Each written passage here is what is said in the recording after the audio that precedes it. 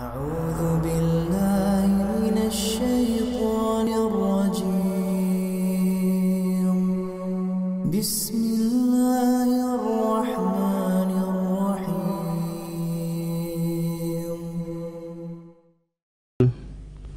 Nabi kita tercinta Rasulullah sallallahu alaihi wasallam, semoga kita termasuk umat beliau yang mendapatkan syafaatnya kelak pada hari kiamat. Allahumma amin. Masyarul muslimin, jamaah salat subuh yang dimuliakan oleh Allah Subhanahu wa taala. Insyaallah pada kesempatan yang singkat ini kita akan mengangkat sebuah tema tentang istiqomah. Apa itu istiqomah? Istiqomah itu kalau kita tinjau dari segi bahasa, istiqomah itu artinya tegak lurus. Makanya kalau kita sering mendengarkan imam mengatakan istaqimu, istau, i'tadilu, itu satu makna. Biasa imam mengatakan istau, istaqimu, i'tadilu, itu artinya tegak lurus. Istiqomah itu secara bahasa. Nah, secara istilah, istiqomah itu adalah, kata para ulama, sikap teguh kita teguh pada pendirian yang kita berada di jalan di mana jalan itu telah ditempuh oleh para nabi, para rasul, para siddiqin, syuhada, dan orang-orang soleh. Kita teguh di atas jalan tersebut. Bisa juga kita terjemahkan istiqomah ini dalam bahasa sehari-hari kita adalah menjaga semangat kita untuk tetap beribadah sebagaimana yang telah dilakukan oleh nabi kita dan para sahabat. Ini istiqomah. Bisa juga diartikan istiqomah itu adalah al-wasatu bainal ifrat wa tafrid. Kita berada di tengah-tengah antara terlalu berlebih-lebihan dan antara terlalu menyepelekan. Nah, di tengah-tengahnya itu disebut dengan istiqomah. Ada orang dalam beragama ini terlalu berlebihan. Ada pula sebaliknya, orang ini dalam beragama menyepelekan, terlalu menyepelekan suatu perkara dalam agama Islam ini. Ada yang terlalu berlebihan sekali. Nah, orang yang istiqomah itu adalah di antara keduanya ini. Ini disebut dengan istiqomah. Jadi, bahasa sederhananya istiqomah ini adalah ketekunan kita, tetap kita menjaga semangat dalam beribadah, dan keteguhan kita dalam beragama. Ini istiqomah. Jadi kita tetap beribadah kepada Allah, kita tetap menyembah Allah dalam setiap keadaan dan dalam setiap kondisi. Kita tetap beribadah kepada Allah tatkala kita sendirian, tatkala kita rame-rame, tatkala sembunyi-sembunyi, tatkala kita sedang bersama teman, tatkala kita sakit, tatkala kita sehat. Jadi kita tetap dalam kondisi selalu beribadah kepada Allah Subhanahu wa taala. Dan ini yang selalu kita minta kepada Allah Subhanahu wa taala setiap salat kita. Setiap rakaat salat kita minta kepada Allah keistiqomahan ini. Dalam surah Al-Fatihah sering kita baca, ihdinas siratal mustaqim. Mustaqim ini satu akar dengan kata istiqomah. Kita minta kepada Allah, ya Allah, berikan kami istiqomah ya Allah. Jadi keistiqomahan ini bukan perkara mudah. Ini perkara yang sangat berat. Sehingga setiap rakaat salat kita selalu minta kepada Allah keistiqomahan. Betapa banyak kaum muslimin yang dia istiqomah di awal, tapi keistiqomah itu terkikis habis, di akhir-akhir hayatnya hilang keistiqomahannya. Nah, ini ada sebab kenapa keistiqomahan itu semakin menipis dan mungkin akan hilang pada diri seseorang. Makanya kalau kita lihat dalam sebuah hadis, Nabi Shallallahu Alaihi Wasallam sendiri menyatakan bahwa istiqomah itu bukan perkara yang mudah. Istiqomah itu adalah perkara yang sangat berat. Sehingga dalam sebuah hadis Ibnu Abbas radhiyallahu taala anhuma, beliau pernah mengatakan, Ibnu Abbas pernah mengatakan, "Ma nuzzila ala Rasulillah sallallahu alaihi wasallam ayatan hiya ashaddu wala asyaqqu min hadhil ayah alaihi."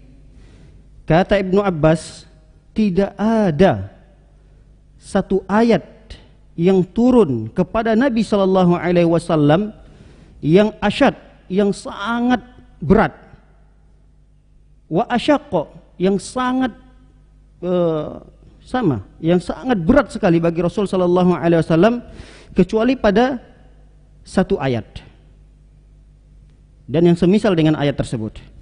Walidzalika qala li ashabihi hina qalu lahu, lalu Rasul sallallahu alaihi wasallam berkata kepada para sahabatnya tatkala sahabat pernah bertanya kepada Rasul sallallahu alaihi wasallam, laqad asra'a ilaika syayb, ya Rasulullah, kenapa kok tiba-tiba ada muncul beberapa uban di kepalamu ya Rasulullah? Apa jawaban Rasulullah SAW? Qala syayyabatni Hud wa akhwatuha, yang menyebabkan beberapa rambut saya beruban, kata Rasul sallallahu alaihi wasallam, adalah surah Hud.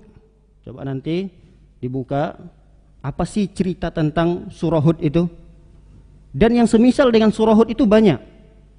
Kata Rasul sallallahu alaihi wasallam, yang menjadikan aku tiba-tiba beruban, beberapa helai rambutku tiba-tiba beruban yang dilihat oleh para sahabat, kata Rasul sallallahu alaihi wasallam, yang menyebabkannya adalah surat Hud dan yang semisal dengan surah Hud tersebut.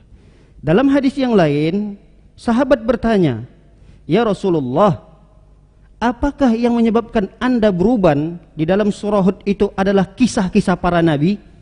Ternyata ada kisah-kisah para nabi yang mungkin di sana memperjuangkan agama Allah Subhanahu wa taala, begitu beratnya ujian mereka. Apakah karena engkau membaca kisah-kisah itu dalam surah Hud sehingga terpengaruh pada pemikiran Rasulullah SAW, kemudian memikirkan sehingga itu pengaruh kepada uban yang tumbuh pada kepala Rasul sallallahu alaihi wasallam? Atau cerita yang dalam surah Hud itu tentang kebinasaan umat-umat terdahulu, adanya umat Ad, Samud, cerita-cerita umat yang dimasakan oleh Allah Subhanahu wa taala. Apakah karena itu? Kata Rasulullah, bukan karena kisah para nabi dan bukan karena kisahnya umat-umat terdahulu yang dibinasakan oleh Allah, bukan.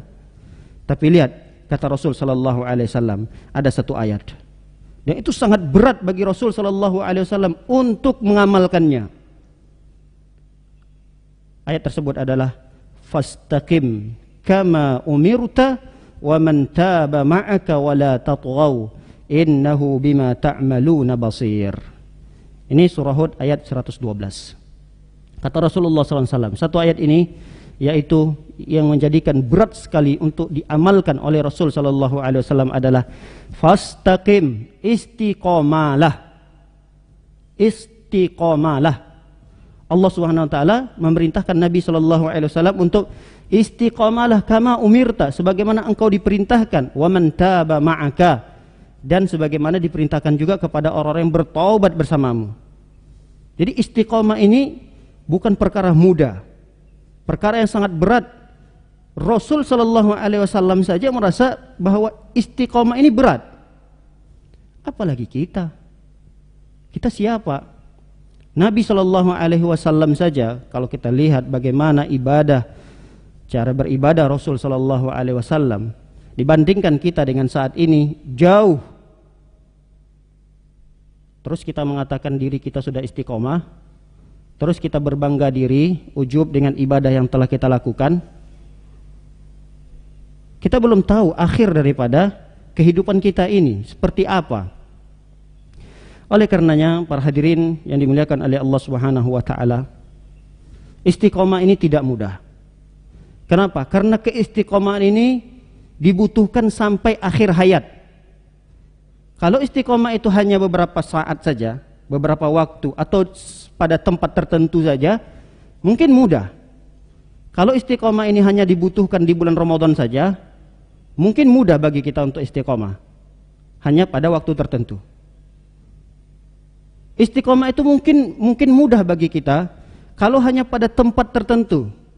Seperti misalnya ketika kita berada di Mekah, di Madinah, luar biasa keistiqomahan kita beribadah itu luar biasa. Kalau istiqomah itu butuh pada waktu tertentu, tempat tertentu, mungkin mudah untuk kita menjalankan istiqomah itu. Tapi istiqomah ini ternyata dibutuhkan sampai kita meninggal dunia. Makanya Allah Subhanahu wa taala berfirman, wa'bud rabbaka hatta ya'tiyakal yakin.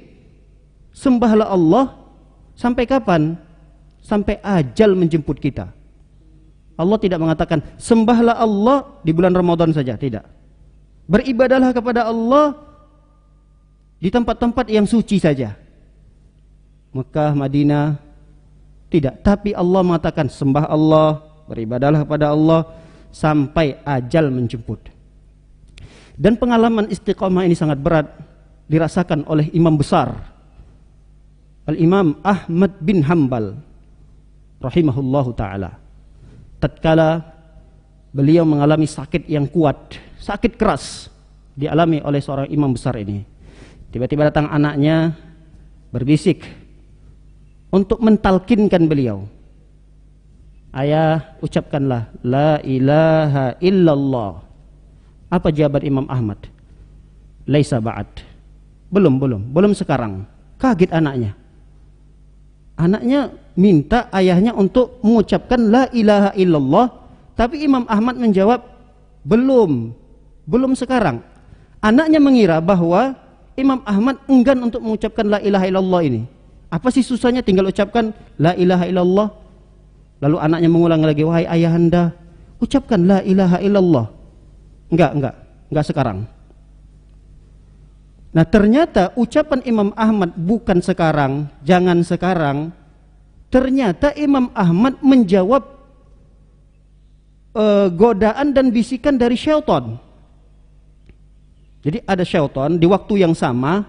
Jadi ujian seseorang itu tidak hanya di masa sehat, di masa hidupnya saja.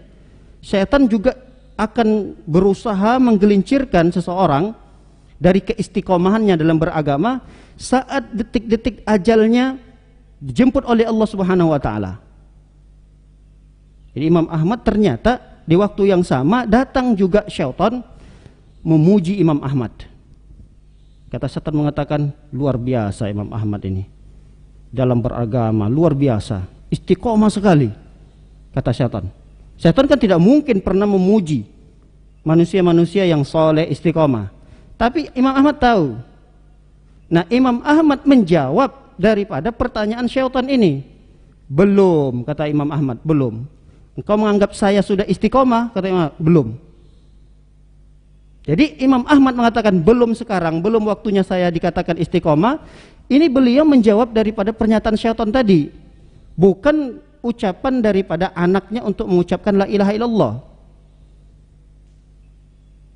Nah, hal itu kenapa bisa diketahui? Ternyata Imam Ahmad diberikan kesembuhan lagi oleh Allah Subhanahu wa taala sesaat, sehingga Imam Ahmad ditanya tentang jawabannya itu. Dijawablah oleh Imam Ahmad karena di waktu yang sama syaitan ingin menggelincirkan Imam Ahmad bukan dengan cara mengajak beliau kepada kekufuran, bukan mengajak beliau kepada kemaksiatan, bukan mengajak untuk mengingkari Allah, bukan. Tapi syaitan memuji Imam Ahmad, dipuji dia. Kata syaitan, luar biasa Imam Ahmad. Detik-detik kematiannya pun dia masih bisa istiqomah. Kata syaitan. Kata Imam Ahmad, belum. Saya belum bisa dikatakan istiqomah. Oleh karena itu, para hadirin dimuliakan oleh Allah Subhanahu wa taala, banyak kita terperdaya. Banyak kita ujub, bangga diri dengan amalan, dengan ibadah yang kita lakukan. Tatkala ada orang yang memuji, Masya Allah Bapak Fulan ya istiqomah luar biasa, Masya Allah istiqomah. Ini bahaya. Terkadang ketika kita dipuji oleh seseorang, terdengar oleh kita ucapan bahwa kita ini istiqomah, itu akan membahayakan diri kita. Kita terperdaya dengan itu. Saya sudah digelar nih orang yang istiqomah. Saya sudah mendapatkan gelar itu nih. Nah, itu akan membahayakan kita tatkala kita sendiri. Di mata teman-teman saya sudah istiqomah. Ternyata ketika dia sendiri hilang keistiqomahannya. Betapa banyak orang luar biasa solehnya ketika bersama teman-temannya, bersama karib kerabatnya, teman sejawatnya, tapi ketika tidak bersama mereka, di luar dari pengawasan, ketika dia berada di sendirian, berada di kesepian, dia bermaksiat kepada Allah Subhanahu wa taala. Tidak bisa orang seperti ini disebut dengan istiqomah. Baik para hadirin yang dimuliakan oleh Allah Subhanahu wa taala. Oleh karenanya istiqomah itu bukan hanya dibutuhkan di masa kita sehat, di masa kita sakit, tapi dalam semua keadaan kita butuh kepada keistiqomahan. Apalagi dalam kehidupan kita ini kita punya musuh yang sangat berat. Musuh yang kuat di mata kita memang dia lemah bagi orang-orang yang bisa menjadikan musuh itu lemah. Tapi sebagian orang kalah dengan musuh ini. Musuh tersebut juga seakan-akan kuat di mata kita karena dia tidak terlihat. Dialah iblis yang memiliki bala tentara yang sangat banyak. Iblis sudah berjanji di hadapan Allah Subhanahu wa taala. Apa kata iblis? Qala fabima aghwaytani la aq'udanna lahum siratakal mustaqim. Wahai Allah, karena engkau telah menyatakan aku sesat, kata iblis, wahai Allah, karena engkau telah menyatakan aku sesat, la aq'udanna lahum, sungguh aku akan halang-halangi manusia itu dari apa? Siratakal mustaqim, dari jalan keistiqomahan. Ini janji iblis. Ini ada satu jalan yang kita akan berada di atasnya. Nah, kita berjalan di atasnya ini tidak mudah. Inilah disebut dengan istiqomah tadi. Nah, syaitan akan berusaha, iblis akan berusaha menggerakkan bala tentaranya bagaimana umat manusia ini tergelincir dari jalan yang diinginkan oleh Allah Subhanahu wa taala. La aqudanna lahum siratakal mustaqim. Aku akan halang-halangi manusia itu untuk tidak terus berada di jalan istiqomah itu. Summa la'atiyannahum min baini aydihim wa min khalfihim wa an aymanihim wa an syama'ilihim wa la tajidu aktsarahum syakirin. Kata iblis mengatakan, aku akan datangi manusia itu dari arah depannya. Gagal dari arah depan, iblis tidak akan menyerah. Datang dia dari arah belakang.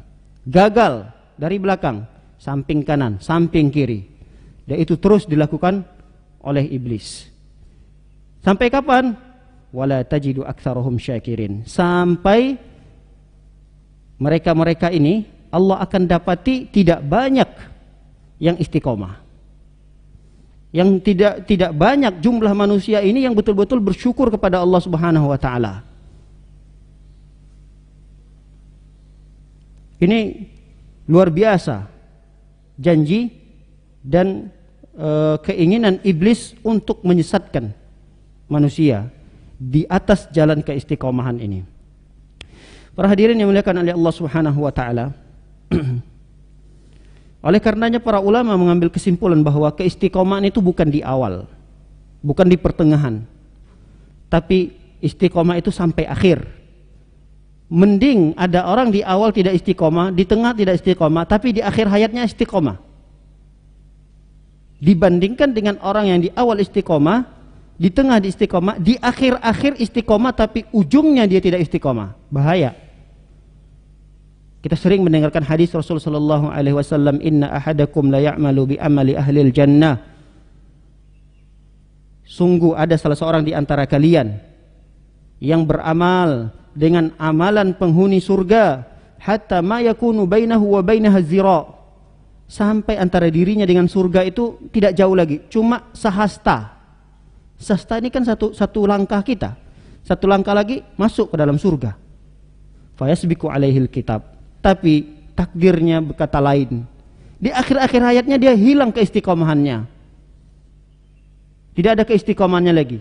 Fayamalu bi amali ahlin nar, di akhir-akhir hayatnya dia malah melakukan amalan penghuni neraka. Fayadkhuluha, kemudian dia masuk ke dalam neraka tersebut. Sebaliknya ada orang di awal-awal dia beramal dengan amalan penghuni neraka, di tengah beramal dengan amalan penghuni neraka, sampai antara dirinya dengan neraka itu tidak jauh lagi, satu langkah lagi langsung nyemplung di dalam neraka. Fayasbiqu alaihil kitab, tapi di akhir-akhir hayatnya takdir berkata lain, dia beramal dengan amalan penghuni surga, lalu dia masuk ke dalam surganya Allah Subhanahu wa taala. Oleh karena itu para hadirin dimuliakan oleh Allah Subhanahu wa taala, jangan tunda keistiqomahan ini. Kalau kita masih semangat dalam beribadah, terus jangan kita terperdaya dengan banyaknya ibadah yang telah kita kumpulkan di satu masa. Seakan-akan masa yang kita akan hilang keistiqomahan itu dapat menutupinya. Jangan. Ada satu masa yang kita mungkin dalam kondisi futur. Biasa, kalau futur biasa. Tapi kalau dia sampai meninggalkan ibadah-ibadah yang wajib, ini bahaya. Futur pada ibadah-ibadah sunnah, pada suatu kondisi, ini biasa. Ini dialami oleh orang-orang soleh. Bosan dalam beribadah satu ibadah yang dia rutinitaskan, pada suatu titik, ada titik jenuhnya, titik bosannya, ini biasa. Tapi jangan sampai titik jenuh yang dia sampai pada itu meninggalkan perkara-perkara wajib. Ini akan membahayakan diri seseorang tersebut. Dan dia jangan terlalu berlama-lamaan pada titik jenuh itu. Dia harus berpindah, segera berpindah pada amalan yang lain. Misal dia ada satu amalan yang dia istiqomah di atasnya, terus dia baca Quran. Pada satu kondisi dia malas pada hari itu. Nah, dia harus berpindah kepada amalan yang lainnya. Ataukah dia misalnya kalau setiap pagi itu dia baca Quran, pada hari ini kok malas gitu, ganti saja dengan ibadah yang lain supaya menghilangkan kebosanannya itu. Nah, yang berbahaya itu ketika datang titik bosan, titik jenuhnya, dia meninggalkan ibadah yang wajib. Makanya para ulama mengatakan jangan tunda keistiqomahan. Ingat hadis Rasul sallallahu alaihi wasallam, Rasulullah mengatakan, "Idza aradallahu bi'abdin khairan ista'malahu." Sesungguhnya apabila Allah menginginkan kebaikan pada seorang hamba, Allah pekerjakan dia. Allah jadikan dia pegawai Allah. Allah pekerjakan dia. Para sahabat bertanya, "Ya Rasulullah, wa kaifa yasta'miluhu?" Bagaimana Allah mempekerjakan hambanya? Kata Rasul sallallahu alaihi wasallam, "Yuwaffiquhu li'amalin salih qabla mautih." Yaitu Allah berikan kemudahan dia beramal soleh di akhir hayatnya. Orang kalau sudah diberikan kemudahan untuk beramal soleh di akhir-akhir hayatnya, ini menunjukkan bahwa orang tersebut adalah orang yang terbaik. Kenapa? Karena Rasulullah mengatakan di antara tanda kebaikan seorang hamba itu Allah pekerjakan dia.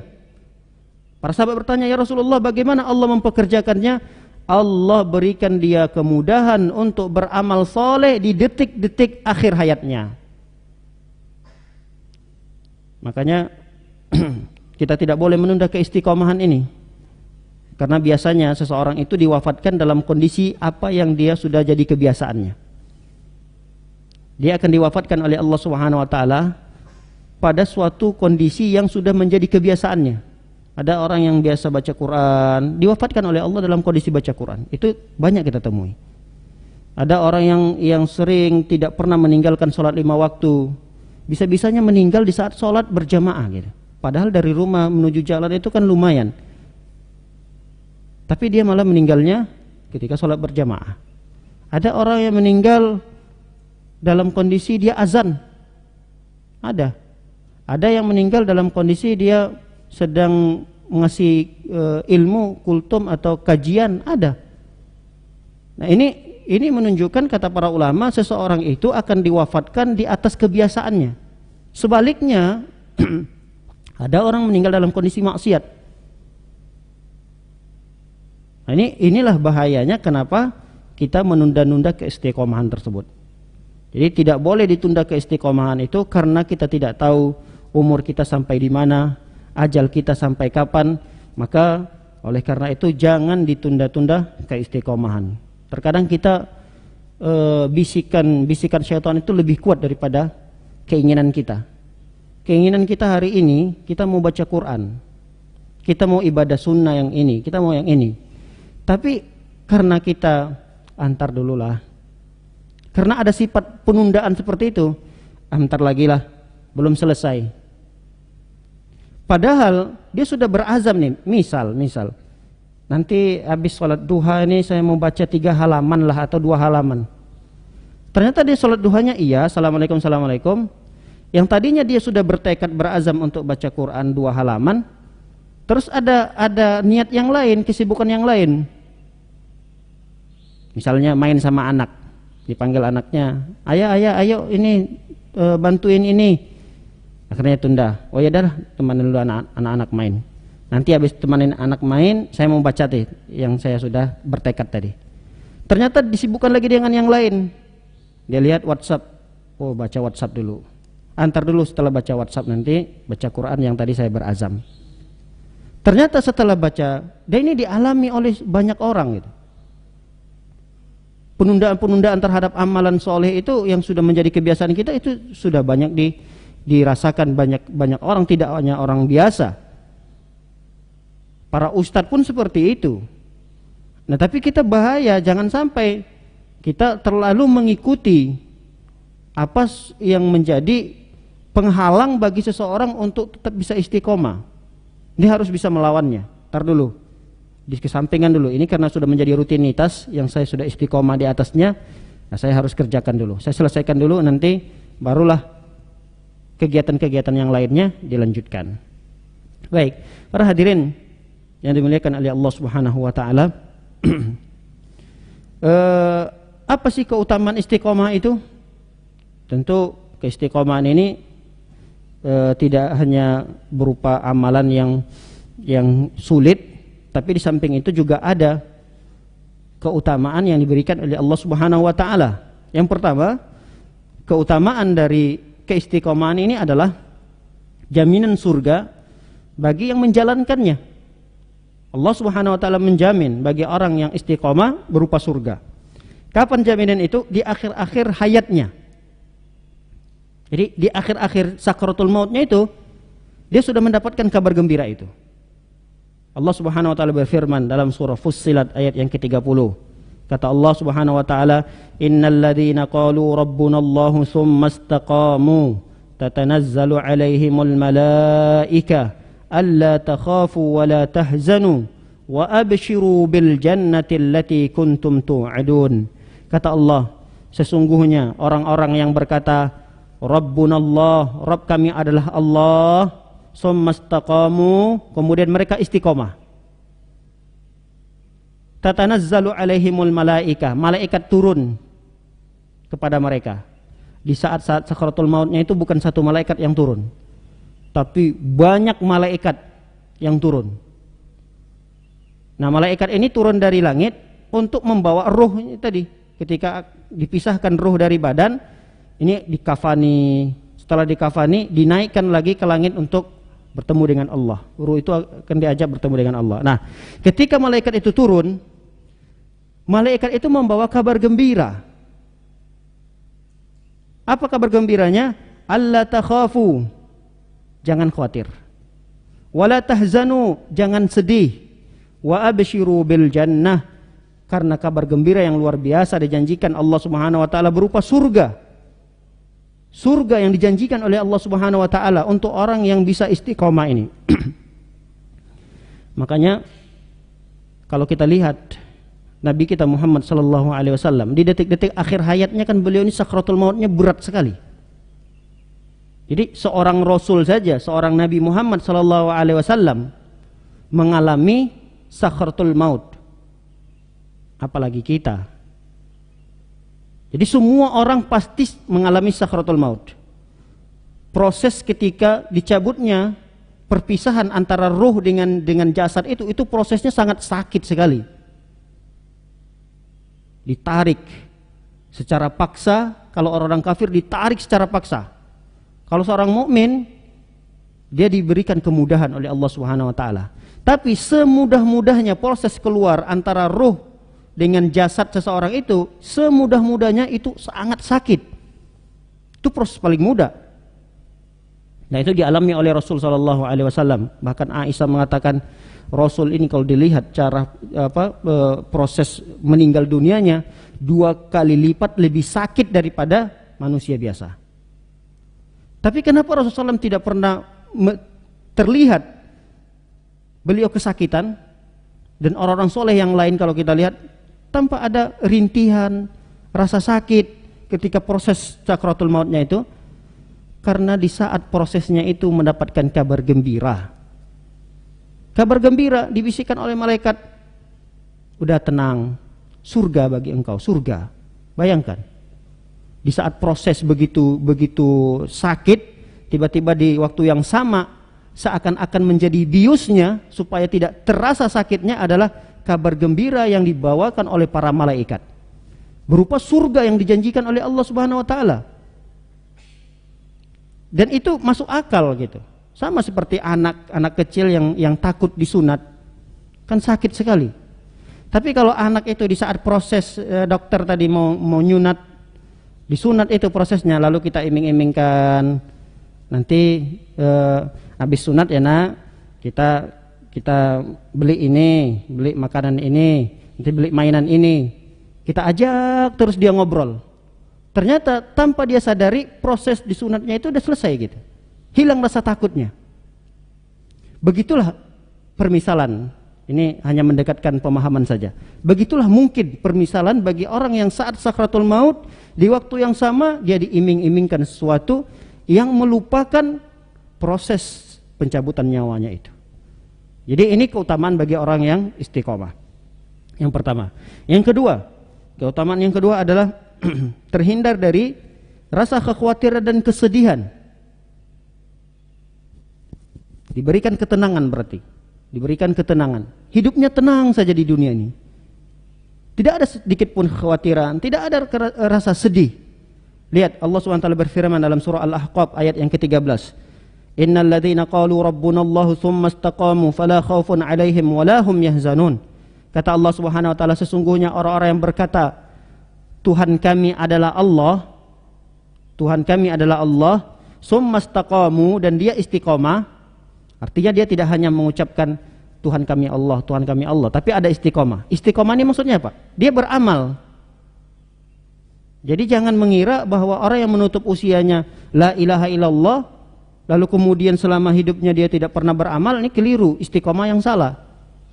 Jadi selain orang yang mengatakan Rabbunallah, Tuhan kami adalah Allah, nah ketika dia mengatakan Tuhan kami adalah Allah, dia harus beristiqomah. Istiqomah itu maksudnya apa? Dia beramal dan istiqomah di atas amalannya itu. Apa balasannya? Fala khaufun 'alaihim wala hum yahzanun. Dia tidak akan merasa khawatir. Maksudnya apa? Tidak merasa khawatir. Tidak merasa khawatir dengan masa yang akan datang. Masa yang akan dia hadapi ini, kita sekarang berada di tanggal berapa Syawal ini? 4 Syawal. Untuk seterusnya 5, 6, 7 Syawal, Zulqa'dah, Zulhijjah, Muharram, Safar dan seterusnya, tidak ada kekhawatiran terhadap masa yang akan datang. Bagaimana nih kondisi saya sebulan yang akan datang, tahun depan, 2 tahun lagi? Tidak ada kekhawatiran. Lalu bagaimana anak saya masih kecil seperti ini, nanti besarnya seperti apa? Apa yang harus saya lakukan supaya anak saya begini begitu? Tidak ada kekhawatiran. Dia jalanin saja kehidupan dia. Dia tetap memang berikhtiar, berusaha apa yang terbaik untuk anaknya, untuk masa depan anaknya. Tapi kekhawatiran tidak ada. Terkadang banyak orang tua, sebagian kaum muslimin kekhawatirannya terlalu besar. Tapi kalau orang yang istiqomah, dia tetap beribadah, anak diajak ibadah, anak diajarkan untuk tetap berada istiqomah di atas jalan yang dimana Rasul SAW, para sahabat di atasnya. Tidak ada kekhawatiran sama sekali. Dan tidak hanya kekhawatiran itu dihilangkan oleh Allah, walahum yahzanun, dan kesedihannya pun hilang. Kesedihan terhadap apa? Terhadap masa lalu. Masa lalu yang telah dia lewati, mungkin masa-masa yang sangat berat, di mana masa-masa itu sangat menyedihkan sekali. Tapi orang yang istiqomah itu udah terlupakan saja, masa lalu lupakan saja. Ini tanda orang yang istiqomah. Jadi istiqomah itu orang wala khaufun 'alaihim wala hum yahzanun. Mereka yang tidak merasa khawatir dan juga tidak merasa sedih. Itu di dunia. Di akhirat juga seperti itu. Di akhirat orang pada khawatir, lari sana, lari sini mencari pertolongan dalam kondisi yang sangat menegangkan di akhirat, di mana orang yang banyak menangis, bersedih, saking lamanya mereka itu menangis. Ada orang yang ditenggelamkan oleh air matanya setinggi mata kaki, ada yang setinggi lutut, ada yang sampai setinggi menenggelamkan dia sampai pinggangnya, sedadanya, bahkan ada sampai semulutnya. Bayangkan, seperti apa kesedihan yang luar biasa sampai air mata saja bisa menenggelamkan mereka gitu. Nah, orang yang istiqomah tidak ada kesedihan, tidak ada kekhawatiran pada hari kiamat. Dia nyantai, tenang saja hidupnya di akhirat, di padang mahsyar di mana manusia dikumpulkan. Di dunia dia juga hilang rasa kekhawatiran dan rasa sedihnya itu.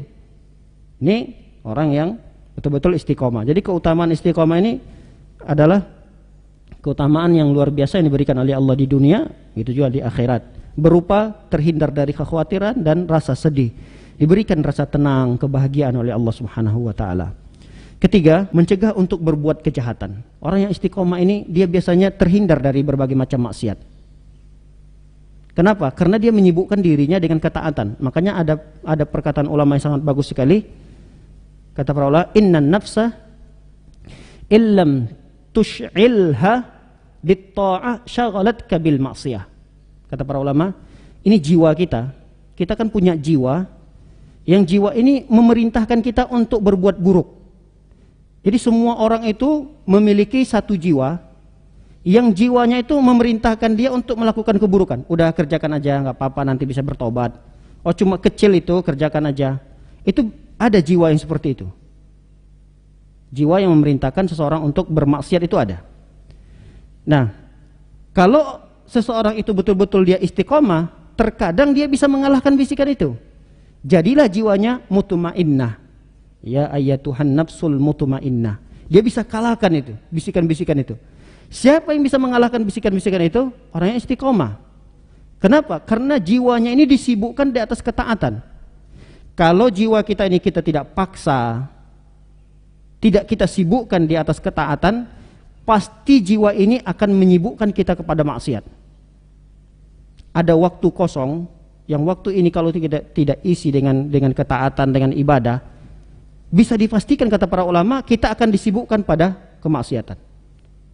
Itu bisa kita rasakan. Itu mungkin juga jangan dipraktekkan. Tapi pernahlah bisa kita merasakan itu. Ada satu waktu yang kita kosong, tidak beribadah kepada Allah. Nah, waktu yang kosong itu biasanya kita akan disibukkan pasti pada perkara maksiat.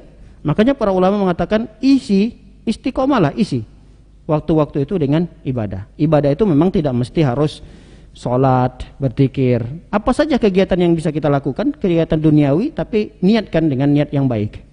Apa saja kerjakan, jangan berdiam diri, jangan biarkan waktu kosong begitu saja, karena kalau kita tidak sibukkan jiwa kita ini di atas ketaatan, pasti jiwa kita akan menyibukkan kita kepada kemaksiatan.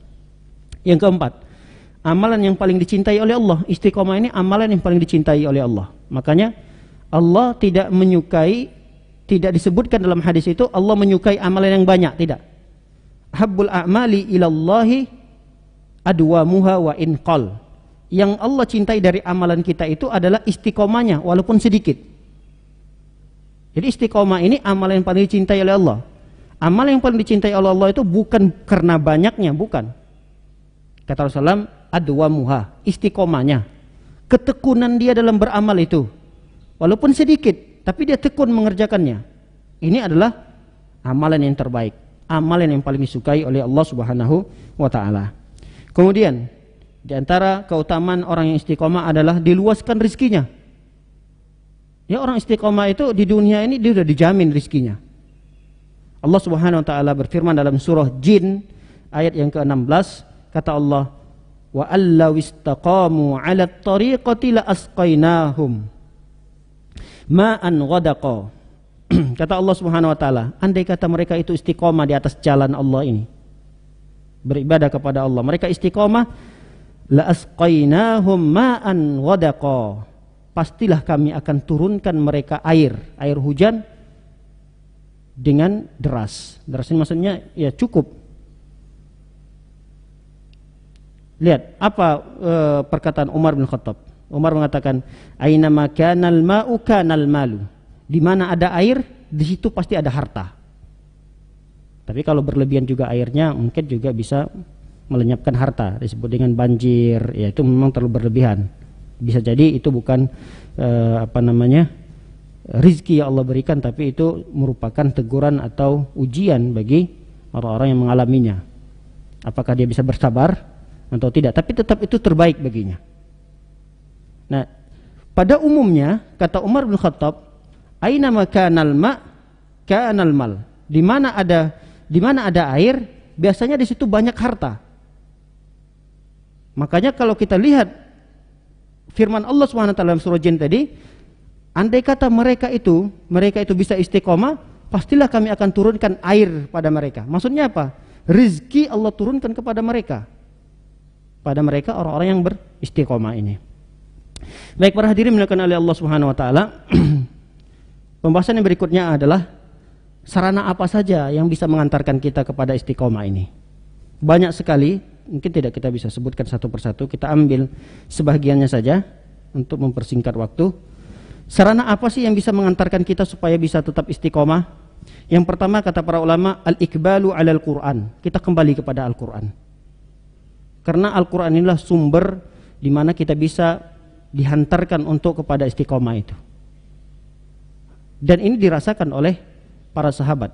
Dan Al-Quran itu tidak bisa menjadi sumber keistiqomahan kalau memang tidak dibaca, tidak dipelajari, tidak dipahami, tidak ditadabburi. Memang dia tidak akan bisa mengantarkan kita kepada istiqomah. Kalau Al-Quran itu hanya sebatas wiritan saja, wiritan itu maksudnya sebatas dibaca begitu saja, tapi tidak mencoba untuk memahaminya, tidak mencoba untuk duduk di majelis seperti ini, itu biasanya berat juga akan mengantarkan kepada istiqomahan. Jadi kembali kepada Al-Quran itu adalah betul-betul Al-Quran yang dibaca itu walaupun satu ayat, tapi dia mencoba untuk mempelajari dan mentadabburinya. Itu yang akan mengantarkan dia kepada keistiqomahan. Lihat para sahabat dan ini diceritakan oleh Allah SWT dalam surah Al-Furqan ayat yang ke-32 dan 33. Kata Allah, wa qala alladhina kafaru laula nuzzila alaihil Qur'an jumlatan wahidah. Orang-orang kafir berkata, kenapa sih Al-Quran itu tidak diturunkan sekaligus gitu 30 juz? Padahal kitab-kitab yang lain kan selain Al-Quran itu semuanya diturunkan dalam sekali turun gitu. Taurat, Injil, Zabur, Suhuf Musa, Suhuf Ibrahim, itu diturunkan satu kali turun gitu. Langsung diterima oleh para rasulnya. Tapi Al-Quran tidak. Al-Quran itu diturunkan munajjamah, berangsur-angsur, sesuai dengan kejadian, sesuai dengan peristiwa para sahabat. Terjadi peristiwa, turun ayat. Nanti ada lagi kejadian atau peristiwa yang dialami oleh para sahabat, bingung apa solusinya, turun lagi Al-Quran. Nah, kata para ulama, kenapa hikmahnya Al-Quran itu diturunkan secara berangsur-angsur? Ya, untuk menjaga keistiqomahan para sahabat. Makanya kata Allah SWT dalam ayat yang tadi kita baca, dilanjutkan lagi, kadzalika linutsabbita bihi fuadaka warattalnahu tartila. Karena kenapa Allah SWT menurunkan Al-Quran itu berangsur-angsur? Karena Allah ingin memberikan keteguhan dalam beragama pada diri para sahabat. Gak mungkin Al-Quran itu diturunkan menjadi peneguh, penguat, penyemangat para sahabat untuk beribadah di atas agama Allah, kecuali mereka paham terhadap ayat yang turun tersebut. Makanya ini maksud daripada kembali kepada Al-Quran itu, ya kita tidak hanya sekedar membacanya, tapi berusaha juga untuk memahami dan mentadabburi ayat tersebut. Yang kedua, sarana yang kedua, al-iltizamu syar'illahi wal amalis salih, yaitu kita memaksakan diri kita agar selalu berada dan mengamalkan syariat Allah. Jadi syariat Allah ini tidak perlu kita kawar-kawarkan, tegakkan syariat Allah, tegakkan syariat Allah. Kita negeri kaum muslimin, tapi tegakkan syariat Allah terlebih dahulu pada diri kita, keluarga kita. Semua kaum muslimin apabila telah melakukan itu secara otomatis, negeri yang kita cintai ini pasti akan menjalankan syariat Allah. Kalau memang setiap orang sudah menjalankan itu, di keluarganya juga dia menjalankan itu, tetap dia memaksakan diri untuk berada di syariat Allah dan mengamalkan amal soleh, insya Allah. Sebagaimana yang disebutkan oleh Aisyah, Rasul Shallallahu Alaihi Wasallam itu apabila beramal, atqanahu, Rasulullah itu akan menekuni amalan itu. Rasul akan istiqomah di atas amalan tersebut. Sampai-sampai Aisyah mengatakan bahwa man sabara alaihi 12 raka'atan wajabat lahul jannah.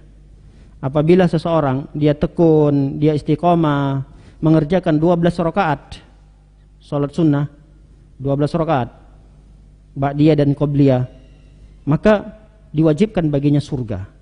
Ini menunjukkan bahwa kita belajar, diajarkan oleh Rasul SAW untuk istiqomah. Bisa nggak satu hari ini kita di siang dan di malam harinya ba'diyah dan qobliyah bisa mengerjakan 12 rakaat? Enggak. Jadi setiap hari kita melakukan itu. Dan itu diajarkan oleh Rasul SAW kepada para sahabat. Dan ini tidak hanya kepada laki-laki, kepada perempuan. Hadis ini diriwayatkan oleh Aisyah, bahkan dalam hadis yang lain Ummu Habibah. Artinya perempuan juga, para ibu-ibu juga melakukan sholat ba'diyah dan qobliyah ini, yang istiqomah di atasnya. Ini sebagai contoh saja. Artinya tidak hanya qobliyah ba'diyah, amalan apa saja. Kalau kita sudah melakukannya, tekuni amalan itu, walaupun sedikit. Kemudian berikutnya yang bisa mengantarkan kita kepada keistiqomahan adalah tadabbur. Kita berusaha mentadabburi kisah-kisah para nabi dan mempelajarinya untuk kita jadikan panutan hidup kita. Sekarang kan banyak sekali sarana untuk mengetahui kisah-kisah para nabi. Dalam Al-Quran banyak. Bagaimana keistiqomahan Nabi Ibrahim sampai beliau dibakar hidup-hidup. Kok bisa sampai bisa seistiqomah itu gitu. Ada orang yang soleh lagi selain para nabi dan para rasul, seperti kisah Ashabul Kahfi, di mana mereka harus melarikan diri, menyelamatkan diri ke goa untuk bisa istiqomah di dalam beragama. Nah, kisah-kisah seperti itu bisa menumbuhkan keistiqomahan pada diri kita. Dan ini disebutkan oleh Allah Subhanahu wa taala dalam surah Hud, ayat 120, kata Allah, wa kullan naqussu 'alaika min amba'ir rusul. Untuk apa Allah menceritakan kisah-kisah Rasul dalam Al-Qur'an? Kata Allah, ma nusabbitu bihi fuadak, untuk memberikan keteguhan, keistiqomahan kepada orang yang membacanya. Dia bisa ambil pelajaran. Jadi kisah para nabi dan para rasul dalam Al-Qur'an itu atau dalam hadis itu bukan hanya sekedar wawasan saja. Wah, saya punya ilmu sekarang, punya wawasan tentang Nabi Adam, tentang Nabi Nuh, bagaimana Nabi Nuh berdakwah selama 950 tahun. Ini masa dakwanya saja. Tapi kita harus ambil pelajaran. Kok luar biasa ya, Nabi Nuh berdakwah selama 950 tahun, istiqomahnya luar biasa selama itu, padahal yang ikut dengan dakwah Nabi Nuh itu cuma sedikit, segelintir orang. Kok bisa masih istiqomah aja gitu. Nah, ini setelah kita membaca kisah itu ada renungan kita. Apa sih yang bisa kita ambil pelajarannya supaya bisa mendatangkan keistiqomahan pada diri kita? Ya seperti itu. Jadi dihayati ketika kita membaca kisah-kisah para nabi dan para rasul itu. Baik, di antara yang bisa mengantarkan kita kepada keistiqomahan adalah berdoa. Berdoa kepada Allah Subhanahu wa taala agar Allah memberikan keistiqomahan kepada kita. Jangan sombong. Tidak pernah berdoa minta kepada Allah agar diberikan keistiqomahan. Selama ini saya kan udah sholat berjamaah, saya kan udah melakukan ini ibadah itu. Lupa berdoa kepada Allah supaya diberikan keistiqomahan. Jangankan kita manusia biasa, Rasul sallallahu alaihi wasallam, lihat hadis Nabi sallallahu alaihi wasallam menceritakan, hadis ini diriwayatkan oleh Imam At-Tirmizi. Rasul sallallahu alaihi wasallam kata para sahabat, "Kana Rasulullah sallallahu alaihi wasallam yuksiru an yakul." Nabi sallallahu alaihi wasallam memperbanyak membaca doa. Yuksir itu memperbanyak. Berarti Rasulullah ini sering membaca doa ini. Bukan sehari sekali mungkin. Bukan seminggu sekali, tapi sering, banyak sekali kata para sahabat. Sampai sahabat mendengarkan sering ucapan doa ini dibaca oleh Rasul sallallahu alaihi wasallam. Apa doanya? Ya muqallibal qulub, tsabbit qalbi ala dinik. Ini Rasul sering sekali membaca doa ini. Padahal beliau kan sudah dijamin, nggak mungkin Rasul itu akan menyeleweng dari jalan Rasul, jalan istiqomah ini, jalan yang telah diajarkan, yang telah dibebankan oleh Allah Subhanahu wa taala di atas jalan itu. Enggak mungkin, suatu hal yang tidak mungkin Rasul akan menyeleweng dari jalan itu. Udah dijamin Rasulullah SAW, beliau yang akan membuka pertama sekali pintu surga. Artinya beliau udah dijamin surga gitu. Tapi tetap beliau memperbanyak doa ini. Ini didengar oleh para sahabat. Banyak sekali, sering sekali Rasulullah SAW mengulang doa ini. Ya muqallibal qulub, tsabbit qalbi ala dinik. Wahai zat yang membolak-balikkan hati. Makanya kenapa hati kita itu dalam bahasa Arab qalbun? Karena hati kita itu suka berbolak-balik, suka berubah-ubah. Hari ini kita bilang A, nanti sejam berikutnya bisa B. Nah, antara itu, inilah kenapa kita meminta kepada Allah agar diberikan ketetapan dan keteguhan, keistiqomahan pada hati kita di atas agama Allah ini, di atas ibadah.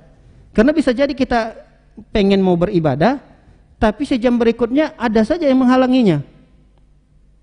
Makanya butuh doa ini, agar ketika kita suatu ketika menginginkan untuk melakukan ibadah atau ingin berada terus di atas manhaj yang diajarkan oleh Nabi dan para Rasul, kita tetap berada di atasnya, ya kita jangan lupa berdoa, minta kepada Allah Subhanahu wa taala. Dan perbanyak doa ini. Selain dari hadis, ada juga ayat dari Al-Qur'an doa yang mengajarkan senada dengan ini. Dan ini kita juga sudah hafal. Silahkan diperbanyak baca doa ini. Rabbana la tuzi' qulubana ba'da idh hadaitana wa hab lana min ladunka rahmatan innaka antal wahhab. Kata Allah SWT, Rabbana la tuzi' qulubana. Ya Allah, jangan selewengkan hati kami ya Allah. Setelah kami telah mendapatkan hidayah ini, kami sudah berada di atas Islam, kami sudah mendapatkan hidayah, lezatnya beribadah. Ya Allah, jangan selewengkan hati kami dari hidayah yang telah Engkau berikan. Ini diulang-ulang. Ketika kita berdoa, apa sih keinginan dunia yang akan kita panjatkan, minta kepada Allah? Sisipkan doa ini. Kita berdoa setiap hari, jangan lupa menyisipkan doa agar kita diberikan keistiqomahan kepada Allah Subhanahu wa taala. Berikutnya, berzikir. Zikir juga sarana mengantarkan seorang kepada keistiqomahan. Dan ini disebutkan oleh Allah Subhanahu wa taala dalam surah Al-Anfal ayat 45. Ya ayyuhalladzina amanu idza laqitum fi'atan fasbutu wadhkurullaha katsira la'allakum tuflihun. Wahai orang-orang yang beriman, apabila kalian bertemu dengan musuh, sekelompok musuh, maka istiqomalah. Teguhlah pada pendirian kalian, hadapi mereka. Tapi jangan lupa fadhkurullaha katsira, berzikirlah kepada Allah sebanyak-banyaknya. Kita tahu bahwa banyak peperangan yang dialami oleh para sahabat yang jumlah mereka sedikit, tapi zikir mereka banyak dibandingkan dengan musuh yang jumlahnya begitu besar. Kalau dibandingkan jumlah musuh dengan jumlah kaum muslimin, rata-rata peperangan yang terjadi jumlah kaum muslimin kecil. Tapi apa yang mengokohkan kaki mereka untuk tidak berpaling dari medan perang itu? Zikir mereka kepada Allah banyak. Dan ini musuh sama yang sekarang kita hadapi. Memang kita tidak menghadapi musuh di medan perang, tapi kita menghadapi musuh yang ada pada diri kita sendiri. Jiwa kita yang sering sekali mengajak dan memerintahkan kita untuk bermaksiat, untuk berpaling dari keistiqomahan itu. Itu musuh yang berat bagi kita untuk mengalahkannya. Dan untuk mengalahkan itu diantaranya dengan berzikir kepada Allah sebanyak-banyaknya. Lihat yang terjadi pada Nabi Yusuf alaihissalam. Apa yang bisa menyelamatkan Nabi Yusuf? Dari ajakan seorang perempuan yang cantik, seorang perempuan yang bangsawan, perempuan yang terhormat, dan diajak untuk melakukan sesuatu yang seseorang itu, apalagi dalam kondisi Nabi Yusuf ketika itu di usia remaja, syahwatnya memuncak, di tempat yang aman, tidak akan diketahui oleh siapapun. Bayangkan, dalam kondisi seperti itu, kita berada posisi itu, belum tentu bisa selamat. Dan Nabi Yusuf hampir-hampir tidak selamat dari ujian itu. Sudah ada keinginan Nabi Yusuf untuk memenuhi panggilan Zulaikha itu. Dalam riwayat disebutkan Zulaikha, nama perempuan itu. Apa yang bisa menyelamatkan Nabi Yusuf? Beliau berzikir kepada Allah. Ma'adzallah, aku berlindung kepada Allah. Langsung ketika itu Nabi Yusuf melarikan diri untuk membuka pintu yang telah ditutup rapat-rapat oleh Zulaikha. Jadi sesuatu yang bisa membantu kita untuk istiqomah yang menyelamatkan kita agar kita tidak tergelincir dari jalan istiqomah itu, ya diantaranya perbanyaklah zikir. Minimal zikir pagi, petang, itu sangat penting sekali. Itu sangat menjaga sekali. Ya minimal kalau kita tidak bisa merutinkan zikir pagi petang, jangan lupa zikir setiap sholat, habis sholat. Ayat kursinya di pagi dan di sore hari, sebelum tidur. Ayat kursi itu sangat penting sekali. Itu bagian daripada zikir. Jadi, atau zikir secara umum. Basahilah lisan kita dengan zikir. Waktu kosong, kita sedang duduk, kita sedang nyetir. Apa aja zikir yang bisa dibacakan? Alhamdulillah, subhanallah, Allahu akbar, la ilaha illallah. Basahi lisan kita dengan berzikir, karena itu akan bisa membantu kita untuk istiqomah. Baik, yang berikutnya adalah al-hirsu ala an yasluk al-muslim tariqan sahihan. Yang mengantarkan seseorang bisa kepada istiqomah adalah mencoba berusaha, ya jangan berusaha, paksakan diri untuk bisa berada di jalannya para nabi dan para sahabat. Jadi cara beragama nabi itu seperti apa? Cara beragama rasul itu seperti apa? Di dalam beragama itu seperti apa sih caranya nabi dan para rasul? Nah, itu harus dipelajari. Kita harus meniti jalan-jalan itu. Ini yang bisa akan mengantarkan kita kepada keistiqomahan. Oleh karenanya para sahabat, kenapa istiqomah mereka luar biasa? Padahal di sisi yang sama, di sisi lain mereka itu mendapatkan ancaman, bukan ancaman saja, bahkan intimidasi, cacian, makian, siksaan dari orang-orang kafir Quraisy. Tapi mereka tetap istiqomah. Kenapa? Itu harus kita pelajari, harus kita tilik itu, kita lihat. Kenapa kok sampai segitunya para sahabat? Makanya para hadirin dimuliakan oleh Allah Subhanahu wa taala, pernah dalam sebuah kisah Raja Heraklius bertanya kepada pembesarnya orang kafir Quraisy, orang kafir Quraisy yang menghadap, namanya Abu Sufyan. Abu Sufyan ini masih kafir ketika itu, berhadapan dengan Raja Romawi Heraklius. Jadi Raja Romawi ini bertanya kepada, ini masih kafir Quraisy, belum masuk Islam, bertanya tentang pengikut-pengikut Nabi Shallallahu Alaihi Wasallam, para sahabat Nabi. Kata raja tersebut, bagaimana keadaan dan kondisi pengikut atau sahabat-sahabat Nabi Shallallahu Alaihi Wasallam itu? Kepada Abu Sufyan ini bertanya dia, fahal yartaddu ahadun minhum sukhtan lidinihi ba'da an yadkhul fi? Apakah ada sahabat Nabi itu ketika dia masuk ikut ke agama Nabi Muhammad itu, lalu kemudian mereka benci terhadap agama Nabi itu setelah mereka ikut dan masuk ke agama Islam? Adakah di antara mereka sahabat itu keluar karena benci terhadap ajaran Nabi SAW itu? Kata Abu Sufyan, seharusnya kan Abu Sufyan kan masih kafir, dia bisa saja berdusta.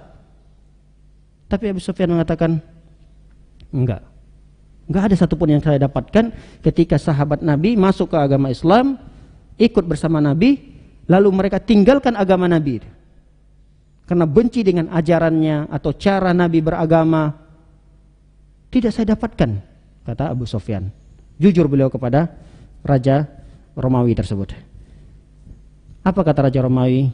Berkomentar, wa kadzalikal iman. Begitulah iman. Apabila masuk ke dalam lorong hati seseorang, dia akan mengantarkan kepada keistiqomahan.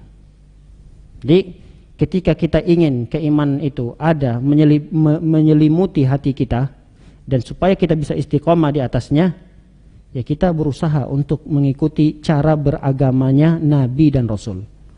Jangan bermudah-mudahan untuk beribadah, beramal di luar daripada apa yang diajarkan oleh Rasul, di luar daripada apa yang pernah diamalkan oleh para sahabat. Karena ketika kita keluar daripada itu, udah kita tidak dianggap istiqomah lagi. Kita dianggap orang yang lebih pintar dari Nabi, kita dianggap orang yang lebih hebat daripada sahabat. Kita sudah tidak dianggap istiqomah. Walaupun ibadah amalan yang dilakukannya itu banyak, tapi ini tidak dianggap sebagai orang yang istiqomah. Baik, berikutnya sarana yang bisa mengantarkan kita kepada istiqomah adalah mumarasatud da'wati ilallahi azza wa jalla, membiasakan diri untuk berdakwah. Jadi dakwah itu bukan tugasnya ustadz saja atau dai saja, tapi dakwah itu tugas kita semua. Nah, kita membiasakan diri untuk berdakwah. Harus ada kebiasaan untuk berdakwah walaupun dalam lingkup kecil dulu. Sudah lingkupan kecil, nanti besar, tetangga, keluarga besar, orang lain. Semampu yang kita bisa lakukan. Sekadar ilmu yang kita dapatkan.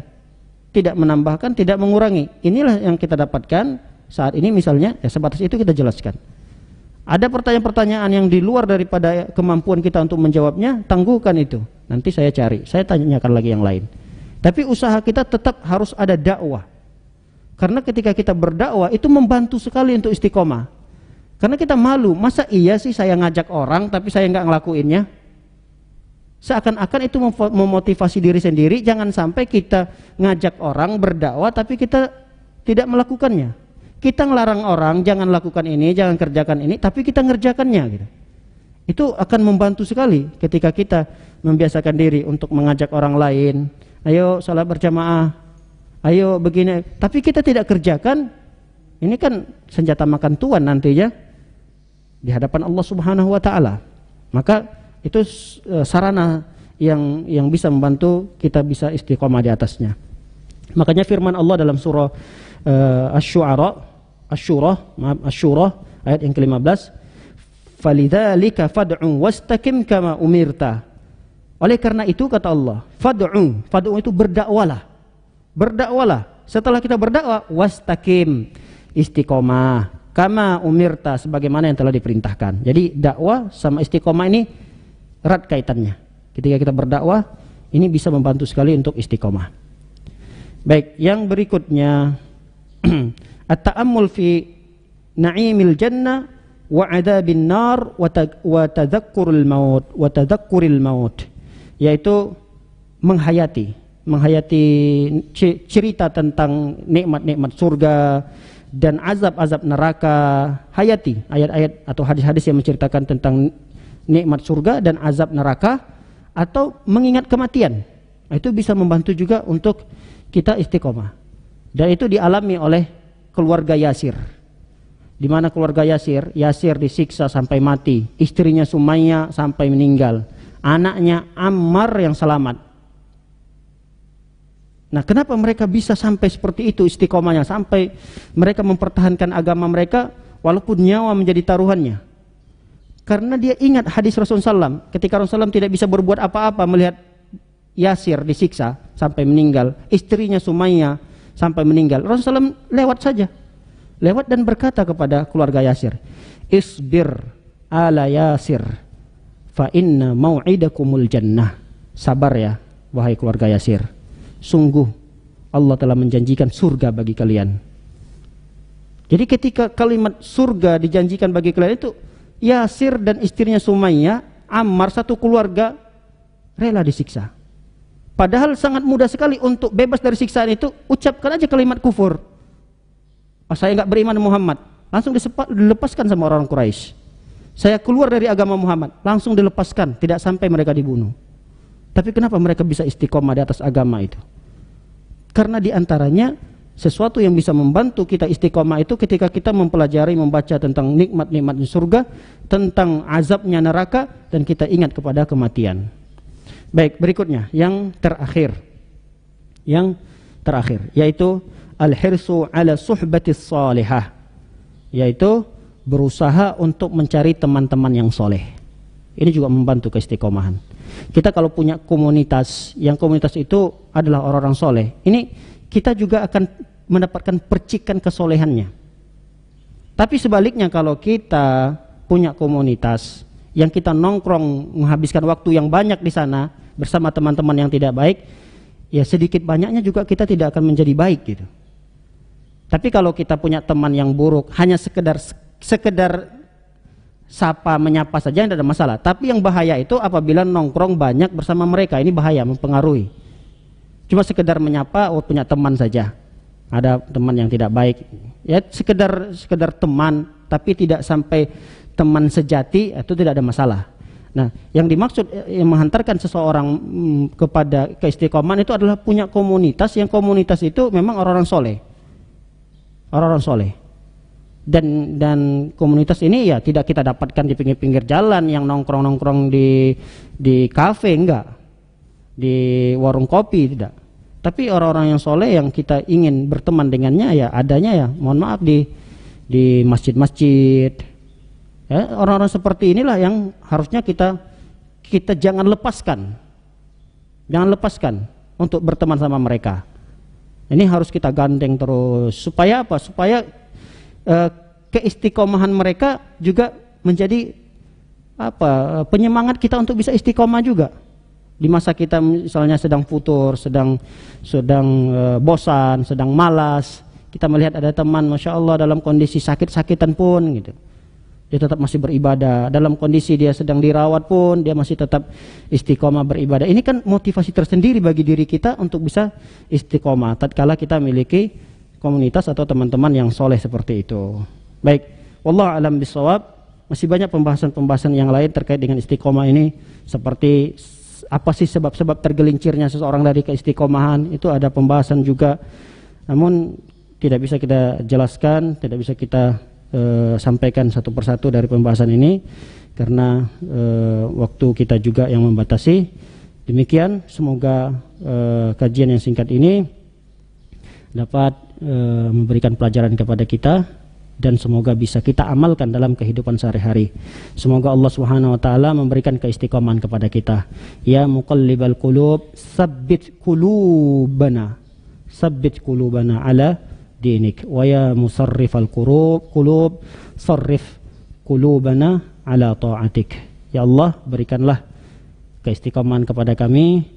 Ya Allah, wafatkanlah kami dalam kondisi husnul khatimah, beribadah beramal soleh padamu ya Allah. Amin ya rabbal alamin. Demikian, wassallallahu nabiyana Muhammadin wa ala alihi washabbihi wasallam ajma'in. Akhir da'wana subhanakallahumma bihamdika asyhadu an la ilaha illa anta astaghfiruka wa atubu ilaik. Assalamualaikum warahmatullahi wabarakatuh.